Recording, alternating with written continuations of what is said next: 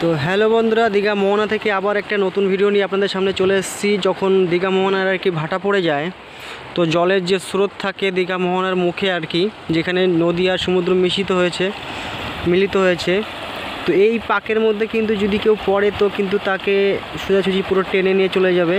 তো এরকম জলের স্পিড কিন্তু থাকে এইখানে, পুরো দেখতে পাচ্ছ দূরে পর্যন্ত একদম জলটা কিন্তু যাচ্ছে। এই যে তো পুরো দূরে যায় তো আমি দেখাতে পাচ্ছি না, তো কাছ থেকে একটু আপনাদের দেখিয়ে দিচ্ছি। তো ভাটার সময় সবাই আসবেন, কিন্তু দূর থেকেই দেখবেন, কাছাকাছি কেউ আসবেন না।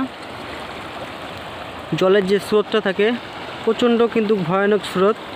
তো দেখতে পাচ্ছ জলটা যে টান দিয়ে যে চলে যাচ্ছে আর কি, সমুদ্র যে মিশছে জলটা।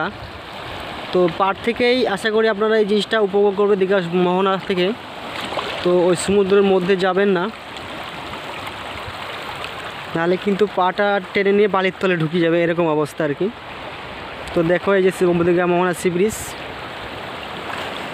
তো আশা করি আপনাদের ভালোই লাগবে। তো ভালো থাকবেন, সুস্থ থাকবেন, দেখা হবে নতুন কোনো একটা ভিডিও নিয়ে। আজকের মতন